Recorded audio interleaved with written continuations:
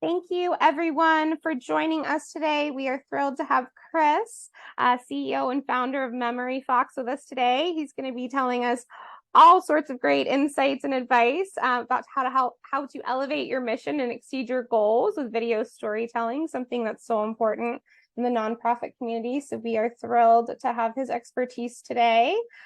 Before we get started, a few quick housekeeping items. Just wanted to let you know that yes, the session is being recorded, and you will also get the slides after the session. They'll be sent to you via email. Chris was so generous in sharing the slides with you as well. So if you're taking notes and you miss something, don't panic. You'll be able to rewind and go back to it if there's something that you missed. So no worries, or if you have to hop off early as well, we totally understand. We'll still send it your way. Also, we love questions. We are here to help you today, so do not be shy. Feel free to go ahead and drop your questions in the chat. We'll be answering questions throughout the session as well as at the end. So don't be shy. I'm sure Chris loves the questions. He is here to help today. So make sure to get your questions answered in real time. Also did want to shout out Achieve. We are a digital agency for nonprofits, and we'd love to support our nonprofit community. So if you're working on an end of year fundraising campaign or something else in the digital realm, we have tons of free resources on our website for you. Lots of past webinars, blogs, free downloads. There's even an end of year planner for 2023 right now. So if you're struggling with your end of year campaign, that can really help sort things out for you. It's all free, so feel free to check that out at achievecauses.com/resources. And I'm going to go ahead and turn things over to Chris now in just a moment. Chris, do you want to say hi and introduce yourself and share your screen? Hello, everybody. Thank you so much for being here. Thank you, Achieve, for putting this all together. Now the moment of truth while I figure out how to share the right screen. All right. Can you guys see my screen? We can. Thank you so much, Chris. Awesome. Okie dokie. All right. Well, I am going to launch into it. So like I said, thanks everyone for being here. Zoom can be kind of weird for me. So I'm hoping to interact with you all in the comments. I tend to get my energy from like the back and forth conversations rather than just a computer screen. So if you have any questions, I'll answer them as I go if I see them, or maybe someone from the Achieve staff can call them out. Chris, Yeah, go ahead and share your screen one more time. oh, okay. I I'm don't so know. sorry. That was my fault. Oh, okay, that's okay. I'm so sorry. That is all right. Let's see, share screen. It is. Can you guys see the video storytelling? We can. Thank All you. right, beautiful. Yeah, no problem at all. So real quick, just to kind of get our juices flowing, would love to see where you're all checking in from in the comments. I know some people from all over the country, sometimes the world, which is always cool to see. I am checking in from Buffalo, New York, and no, it is not snowing yet, but we are very sensitive about that. So please don't make fun of us too much. But other than that, I think we'll launch into it. So today's agenda, we're going to go through 3 building blocks of a successful video campaign. We're really interested in like practical steps to actually get you moving, not big philosophical things.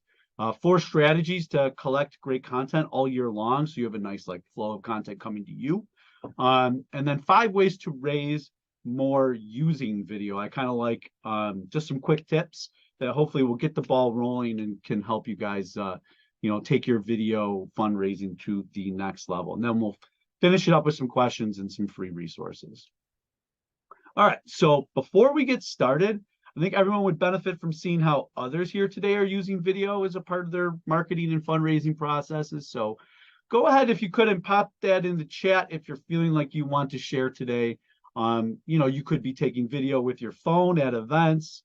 Could be hiring a videographer once a quarter to interview like mission beneficiaries, or we're here to learn, right? It could be just an area that you want to improve on, and you're just looking for tips.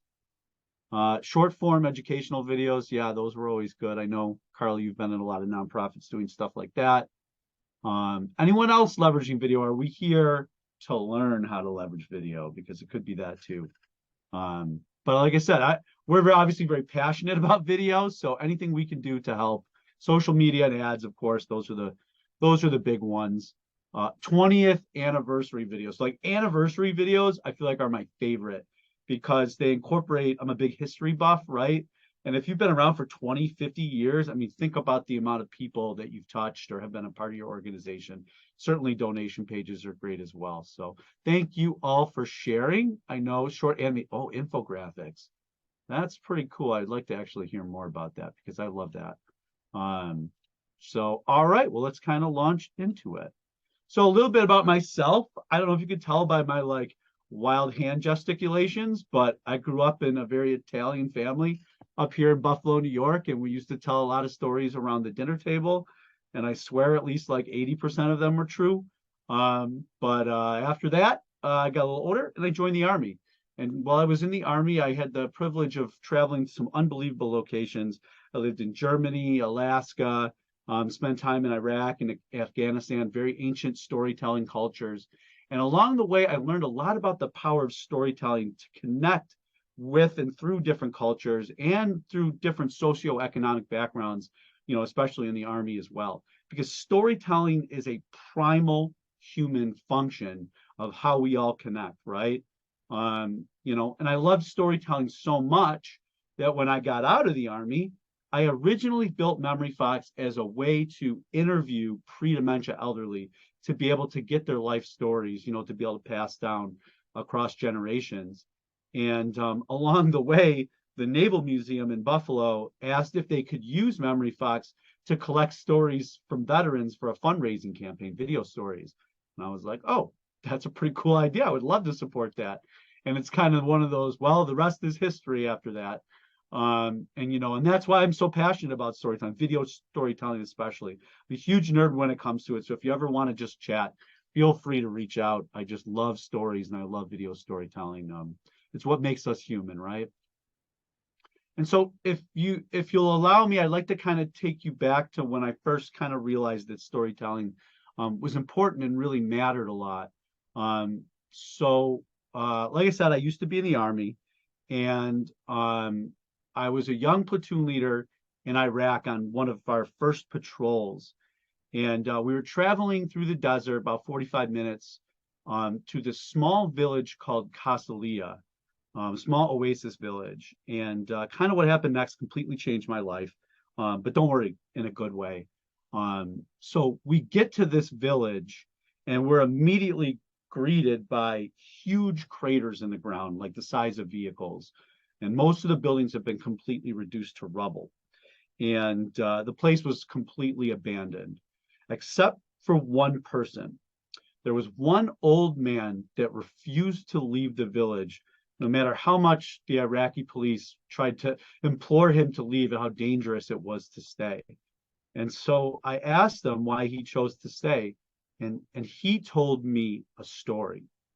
He said, when I was young, and this was still a beautiful oasis village, a French couple took their honeymoon here in our little teeny tiny Casalia.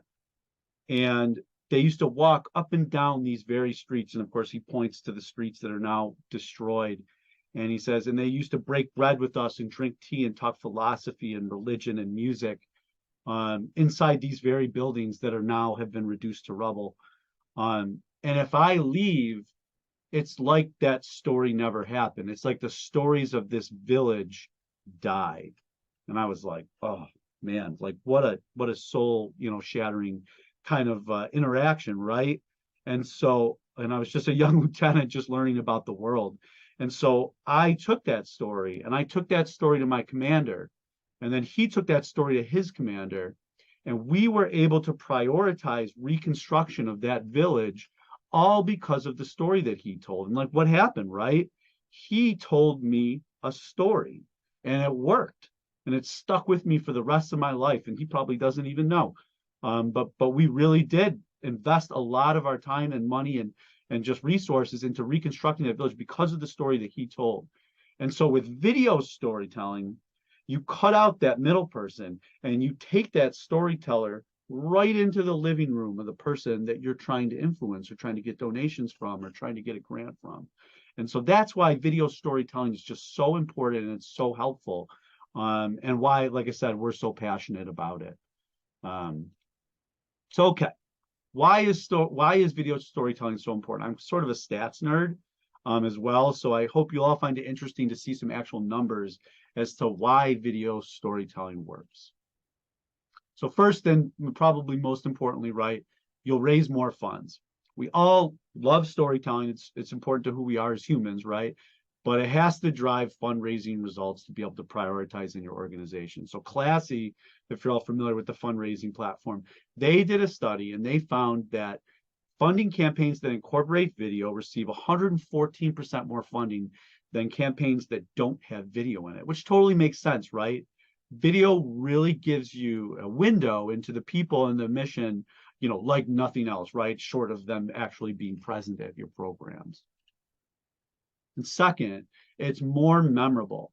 Viewers retain vastly more information when they actually see it through video or see it in person, of course.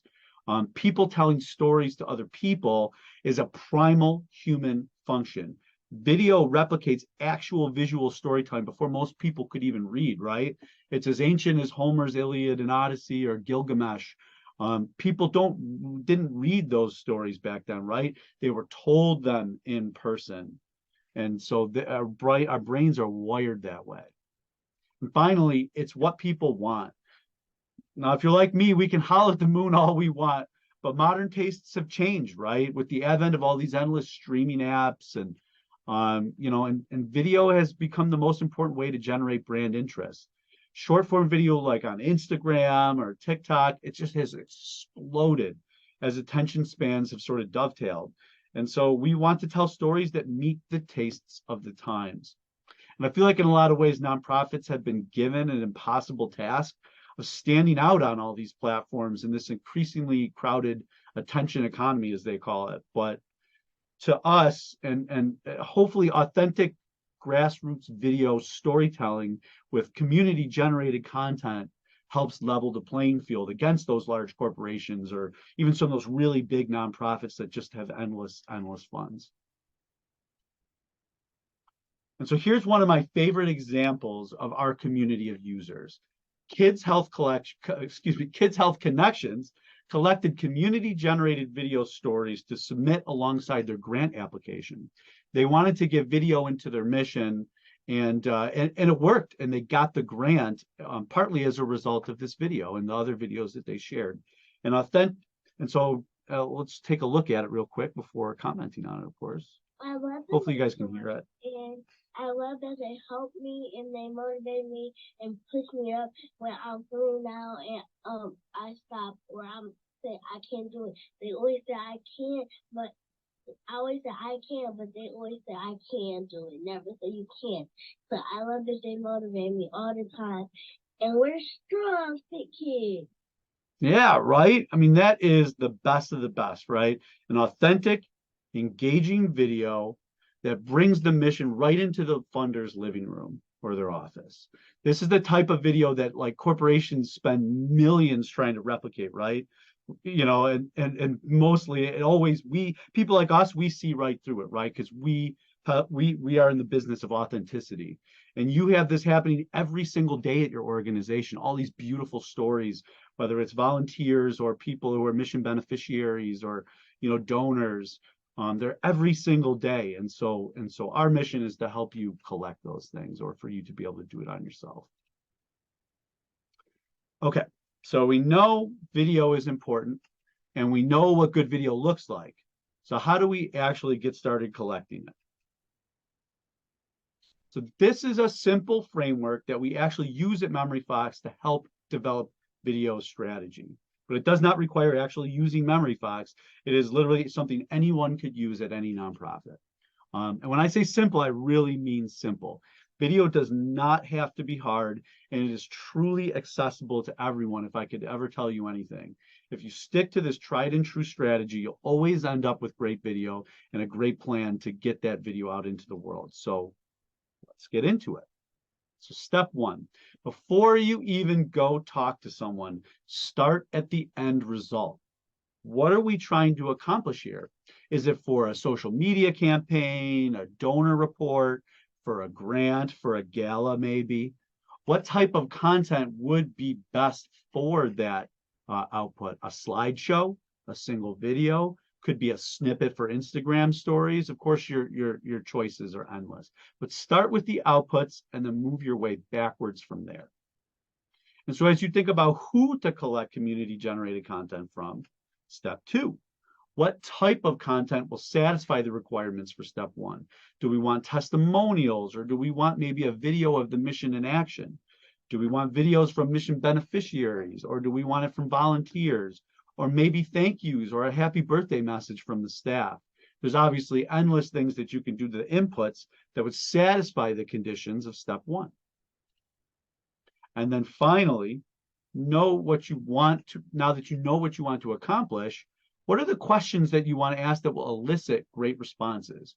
Great questions lead to great answers, and poor questions, they're kind of going to cause your storytellers to lock up and prevent them from sharing their truth. And let's face it, that's what we're in, is elevating them so that they can help tell their story. So to wrap it up, like I said, it's very simple, 3 steps. What do you want to accomplish? What type of content will help you achieve that? And then what CTAs will help you get that content, will pull the content out of your storytellers. And so let's go through a practical example. Kids Health Connections actually used that format to get a process, and obviously it does work, right? They were able to get some amazing video. So let's use them as an example. Maybe that'll help, put some frame around what we're talking about here. So step 1, the outputs. They first determined that they wanted community-generated video to attach to their grant application, and they also wanted to leverage that video on social media to increase attendance at their programs, right? Getting people to your programs is almost just as important as telling people about the programs, and sometimes those things align. So great start. Step 2, what are the inputs? They determined that the very best videos would be testimonials from kids and parents enjoying the mission in action, right? And of course, it's kind of a no-brainer. You saw the video. Few things are more powerful at tugging on the heartstrings of people, especially me now that I have kids, as you can see, than kids, right? Like that always is able to pull on the heartstrings and elicit very powerful responses from people. And finally, their call to actions were crystal clear. What was the most important thing you learned? Open-ended, but with some clear direction to it to give them, to pull them the way you want. And then second, would you recommend us and why? Those were some of the other video stories that they collected and attached as well. It's always a great question. Why is always a great question. It allows someone the space, the storytelling space, to really speak their truth. And so I'm going to pause right here. I see there's some chats. I've got like multiple windows open. Okay, good. Carly looks like she's on top of it. But I did want to pause right here and say, if you guys have any call to actions that come to mind for you, some things that maybe you've used in the past, great questions that you've asked potential storytellers or contributors to a storytelling campaign, like what kind of questions did you ask, or could you recommend that other organizations might benefit from? I'll look in the comments, but I have some things that I've seen. A nice one, right? We are in the business of change. So how did our organization change your life? Now, you could ask a lot of people that. You could ask a volunteer that. You could ask, heck, you could even sometimes ask a donor that. Certainly, you can ask a mission beneficiary that, because we are all in the business of change. Another one that I've seen, how did it feel to volunteer at this event, right? Like, especially many of you are probably always trying to get more volunteers or retain the volunteers that you have. So, pulling out those stories of feelings of what it meant to pull in, to actually be a part of the mission. Another one, why did you donate, right? A lot of people will ask donors immediately after they donate, why did you donate? Like it's fresh in their mind, right? Board member stories, right? You guys know this. If making the board members feel engaged and a part of the mission, if they're happy, everyone's happy, right? And it trickles down. And so making them feel like they're an active part of the mission, because they may have a story about why they may have a very personal story about why this is so important to them. And that's something that will resonate with everybody. So that's a great one. And so I'm sure you'll think of more as we go. And we'll have some examples later in the presentation. And feel free to drop them in as we go.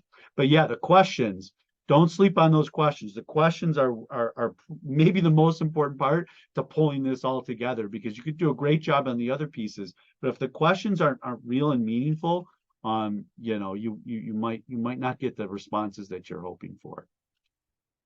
All right. So now you have a plan. So how do you actually start collecting this content? And honestly, oftentimes this is the part where a lot of nonprofits get caught up. They have an idea of the stories that they want to tell, but they have too little time, too little resources to actually make this part happen. So I'm hoping that this will help you kind of like focus your efforts by using sort of the best storytelling collection strategies that we've seen. The devil sort of is in the details of how you do that and how you prioritize that within your organization and start building momentum. So these are some more practical steps on how to actually maximize the effects of your storytelling efforts. Number one, generate a domino effect. So instead of like a photo booth, try a story booth.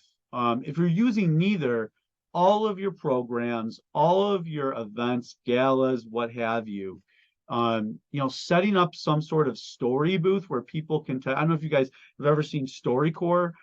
It does not have to be that sophisticated. It literally could just be a little closed off area where you collect stories from people. You can set up a tablet like you see in this picture. A lot of different ways you can do it, but creating a story booth, because everybody loves telling their story once they start seeing other people doing it. It builds that domino effect, that momentum. You can do fun things with it, right? You can equip your attendees with sort of themed props and a fun backdrop to amplify the fun, if it's that type of event. But don't obsess over lighting and making everything perfect, right? Authenticity is what's going to make you stand out. The more complexity you try to layer in terms of, oh, now we need this, now we need this, oh, we got to set this up, you're going to lose momentum because you're very busy and your organization is very busy. So make it seem weightless. Make storytelling feel weightless to your organization and just a pure high ROI activity that you can do at every event. This is a very good one. Designate a content collection champion. It does not have to be the marketing manager. It could be a volunteer, somebody who's, has that ability to pull people in and get people to do stuff, right? I think we all know that person and have that person in our organization. So beforehand, you want to chat with all the department heads prior to your event and select and educate a champion about the types of content you're looking for and that you want them to capture and be able to pull in. Make your champion aware of the event timeline, any notable special guests that you want to collect from, and create a content checklist that they can sort of follow and check off to make things easy on them. Oftentimes, staff members are so busy, like actually producing the event, that they run out of time to capture great stories. I'm sure you've all been there, where you get to the end of the event and you're like, we don't have any videos or pictures. It's almost like it never happened. And so when you choose a champion to own this task, you can be certain that it will get done and not just sort of fall through the cracks. And this is an example of one of our community members, Family Giving Tree, and they had an event, and because they assigned a champion, they had over 148 pictures and videos that they were able to then use and now become about part of the historical record of the organization. And it's evergreen content that you can use all the time for all your events and programs. All right, and so now to the questions, right? Everyone is not a natural born storyteller. If you are at a veteran services organization, you are going to have a whale of a time trying to get veterans to tell their stories, right? I think, and especially maybe you might be dealing with very vulnerable people or people who are victims of maybe some very heinous things.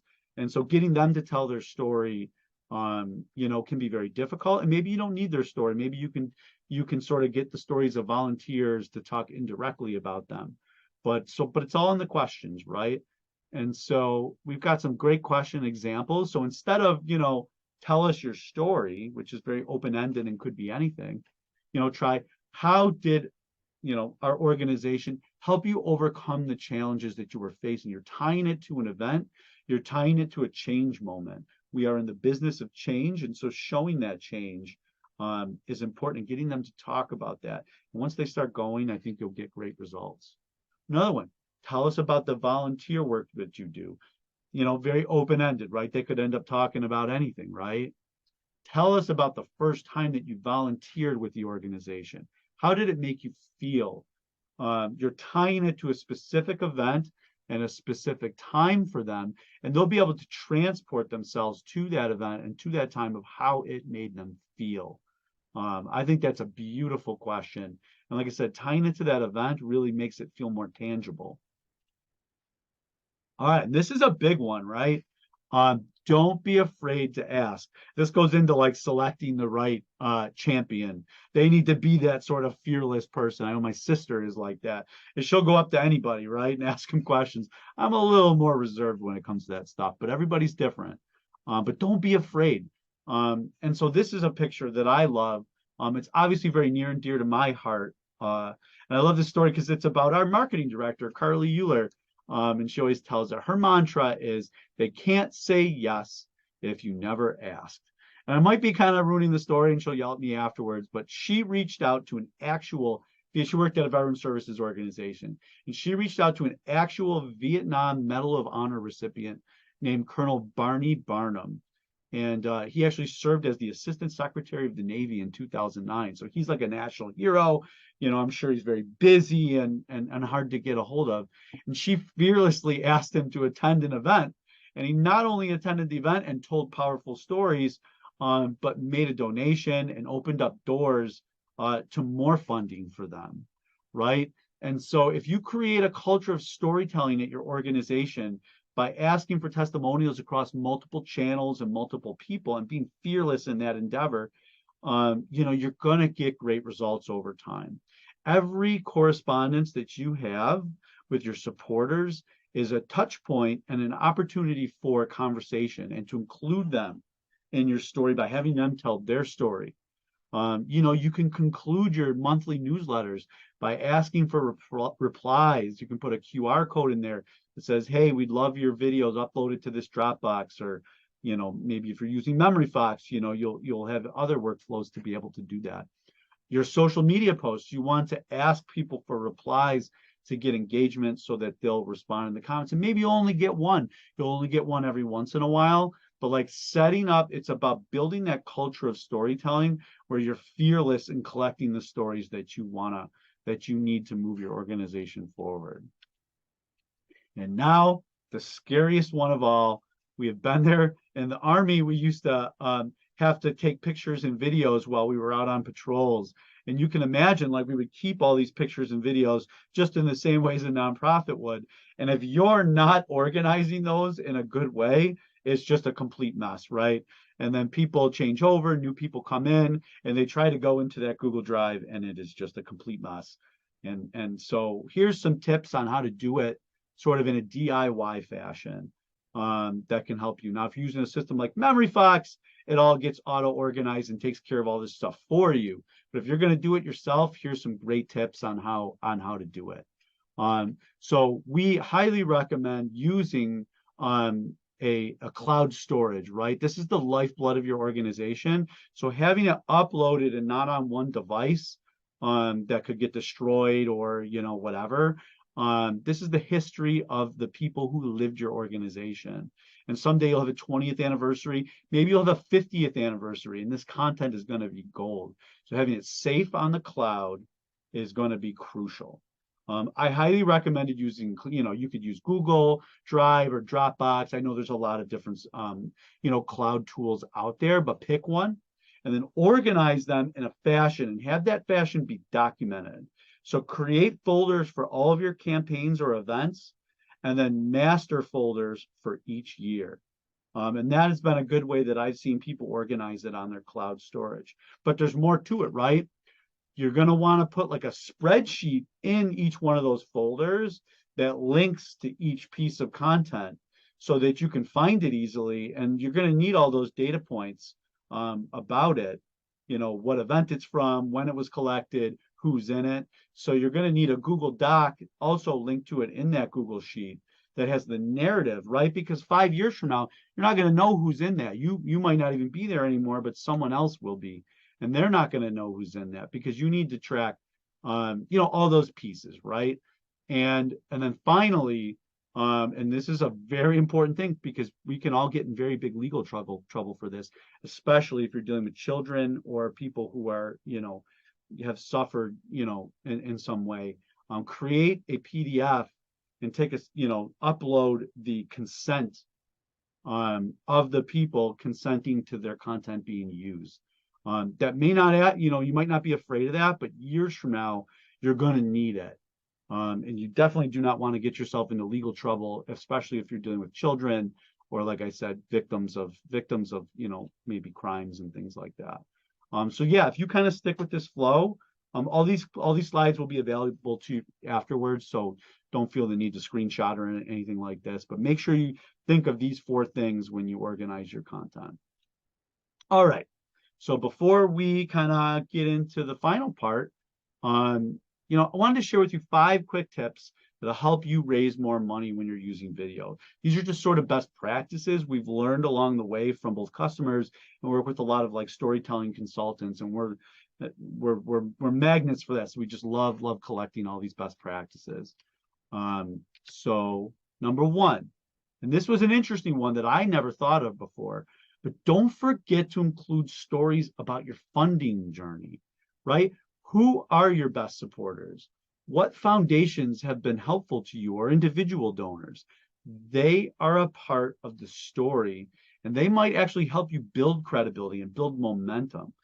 Thank them often and tell stories about them often, because that kind of makes them part of your story and builds that relationship between them.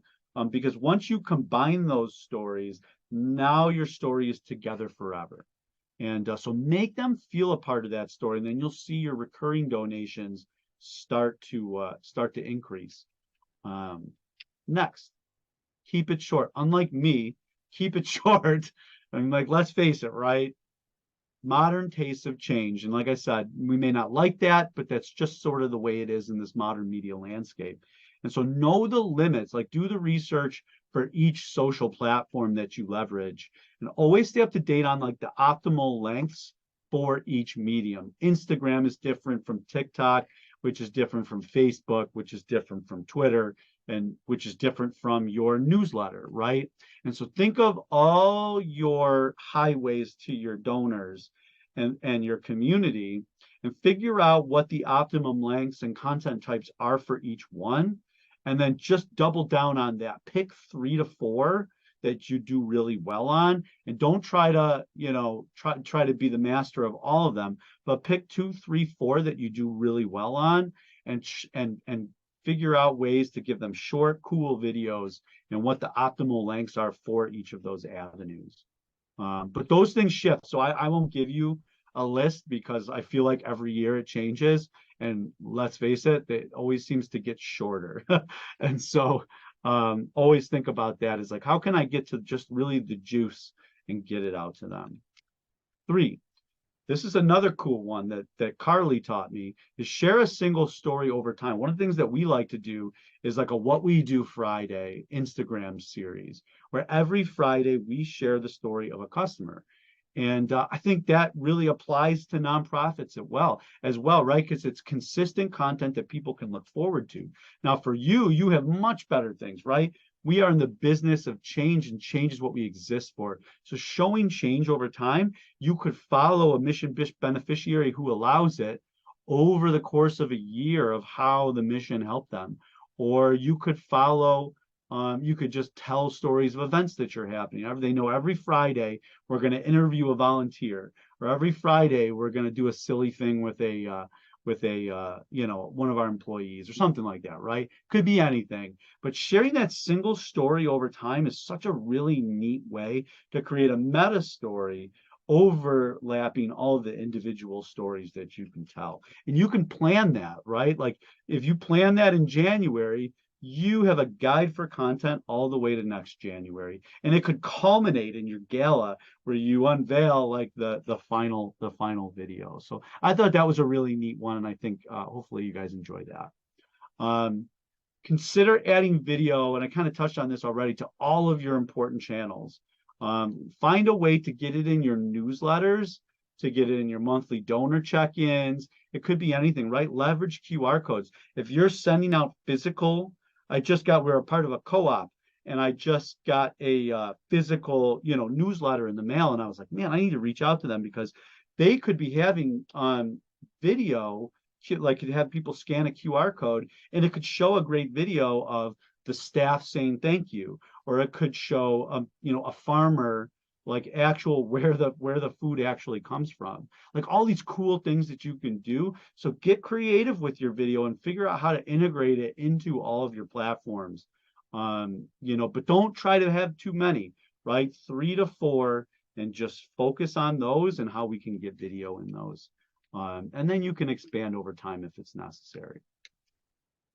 Right. And most of all, cause people to feel, and this is sort of obvious, but it's so important to touch on.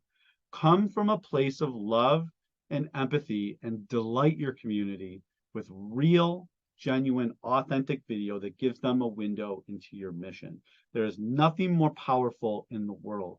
Like I said, corporations will spend millions of dollars trying to replicate what you can do in an event, just taking out a camera and interviewing a mission beneficiary just real quick, right? That's when you have that next to, Pepsi on Instagram, you will stand out. I promise you, you will stand out against them because people, especially young people nowadays, we are in the world of authenticity and people seek it and crave it. So cause people to feel. So cool. I don't know if I went through that super fast, but I'm just so passionate about this, and I hope you enjoyed it. And so I like to kind of think about the next steps and kind of what you learned. So, and that might get some conversations started. So if you could maybe drop it into the chat, what's one thing you learned today, maybe that you didn't know before that you thought might be interesting to sort of call out. I'll kind of scan through. Zoom is so weird, right? It's so much more fun when people just raise their hand in person. So if you guys learned anything, hopefully some of those statistics were interesting, or hopefully that like format that you'll be able to just kind of plow through to be able to get your team moving. So if there's no, hopefully you guys did learn something, and so I like the story booth, right? Story booth is very cool. And like StoryCorps has, if you guys haven't heard of StoryCorps, I highly recommend checking them out. And they do just audio, which I think is very interesting because they're more for like the Library of Congress and really just understanding. But for marketing and fundraising, Story Booth is like an amazing way. Yeah, talking to volunteers to get a specific experience is a beautiful. People sleep on that, right? They think, like, we work with a lot of food banks, and of course, the thing that they want the most is to get video of people who visit the food banks. But like, if you want a really hard story other than like veterans, try to go collect from people who are sort of maybe embarrassed about having to go to the food bank. But volunteer stories, oh my goodness, right? Silly ones, fun ones, powerful ones. And you tend to have a lot of volunteers if you're at a food bank. So do not sleep on volunteer stories. They are beautiful. And so cool. So recruiting a story champion. Yes, right. And some people love that. If you made me the story champion, I would probably feel very nervous about it. But if you had Carly be the story champion or my sister, I think they would have a great time. And so, you always have one in every group. Cool. I'll come back to that question. That's great. And so I also want to touch on like, what's the next story you'll tell, right? Like when you'll leave this. What I like to think about is like, we have Giving Tuesday coming up, right? Maybe you have a critical event coming up that you're like a gala at the end of the year, right? You want to start collecting those stories like ASAP so that you're not, figuring it out then. And then you're building that story bank.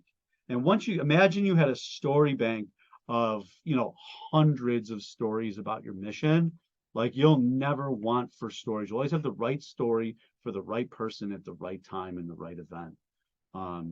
So if there's any stories specific that you're kind of looking for that you might be collecting next, feel free to drop those in, and they might get people's juices flowing as well. So yeah, all right. Well, let's roll into questions since we already have one. So Kim Shar, I want to make sure I say that right. I hope I did. You've spoken about being genuine and authentic. To that end, is it better to do videos that look more casual, less staged, almost like it was shot with camera versus too slick looking? So this is something that I learned a lot about. When we first started, I always wondered, like, would people think that because our videos are all community generated content. Like we let people, we have tools in there that help people make them a little more slick looking, but even still, it is like raw, cool content. Like that's what I'm obsessed with. And so I would say don't stage it all. It is a good idea to have your like slick kind of gee whiz video. Like everyone should probably have one of those, or maybe one per year. But like to me, if you're sharing on Instagram or TikTok or just with your donors, don't overthink it. Like just cool raw video is always more impactful because it implies truthfulness, it implies authenticity. And I don't know if this is true for everybody, but some customers have told me like they prefer it to look not too glossy because you're not, this sounds kind of bad and maybe some people would disagree, but like you're not trying to show that you have a lot of resources and you're spending a lot of money on these like really slick videos. You want to show people that you're a very human organization and that you sort of lack resources, right? And so showing like those natural, authentic grassroots video is way better. As you can tell, I'm very, very passionate about that. And I prefer it, right? And I think tastes have sort of changed in that aspect. Like young people, like if you, like remember that Pepsi video? I keep bringing up Pepsi from a couple years ago with like Khloe Kardashian, I think. And people just like Kylie Jenner, that's right. And everybody lost it, right? Because it was just totally tone deaf and inauthentic, right? So we want to show authenticity. And like that's your advantage over for-profits is like when everybody else zigs, we want to zag to stand out. So I'm very obsessed with authenticity, as you can tell. So what is your process when creating a video outline? Do you use a storyboard or a different method? Yeah, that's a great question. I don't think you need to do any of that stuff unless you're telling that big meta story, like a storyboard. That you might want to say, okay, we're going to tell this story over time because you're going to want there to be sort of a story arc that lands maybe at the gala or the last video. That could be a really cool way to do it. But no, I think you just want to think about like those 3 steps that we talked about is don't frame it as a storyboard.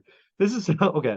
I'm gonna go on a little bit of a tangent, but I think hopefully you'll enjoy this. It's like I like to think of stories as Bruce Springsteen stories rather than Star Wars stories. And what I mean by that is nonprofits again have been given, and we're always told this is like, oh, you need a rise and a fall and a climax and like storyboard it out and all these things.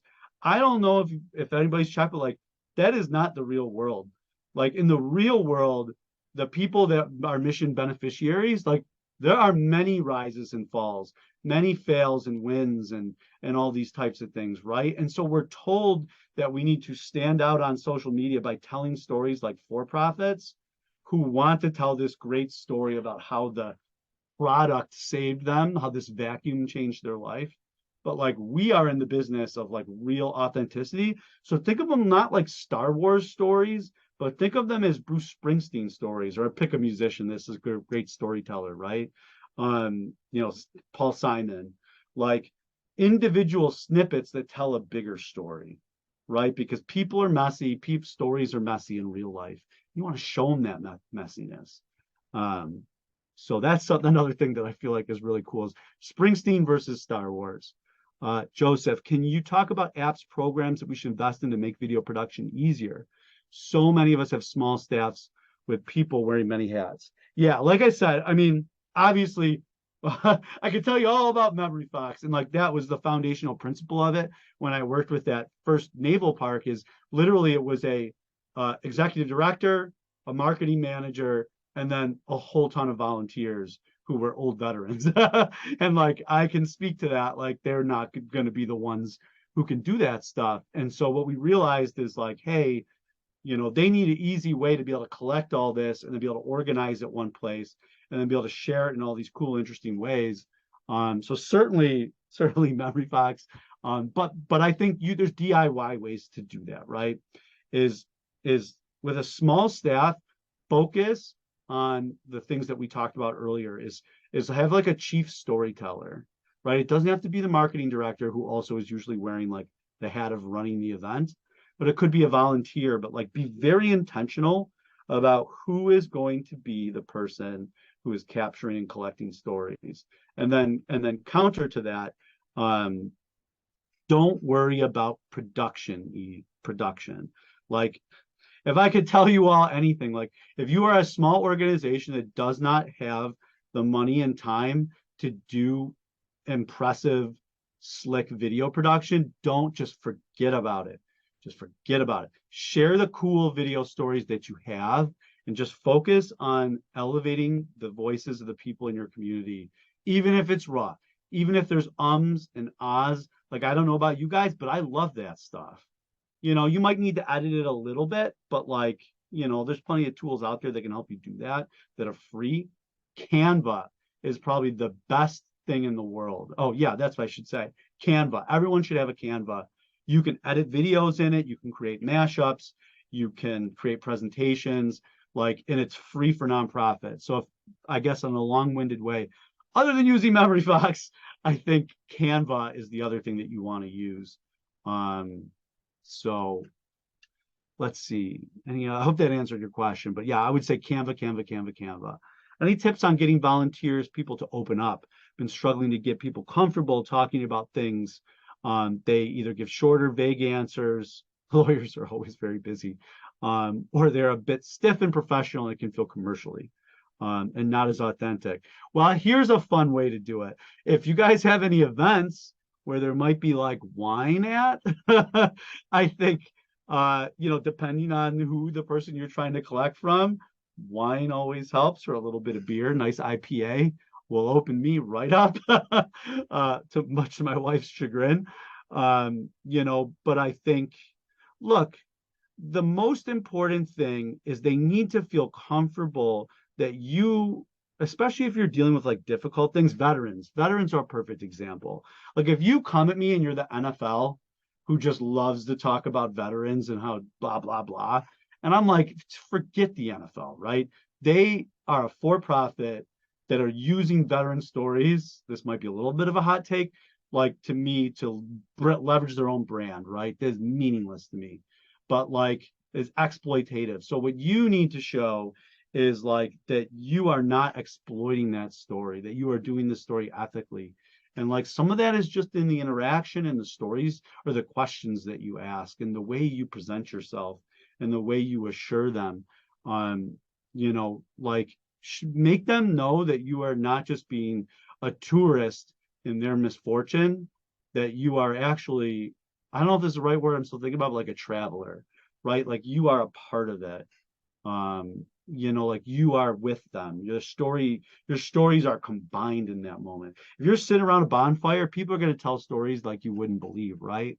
And that's because the setting is conducive to it. And it's very authentic and very give take, not exploitative like the NFL or whoever. Carly, who has a lot of experience with this, way more than me.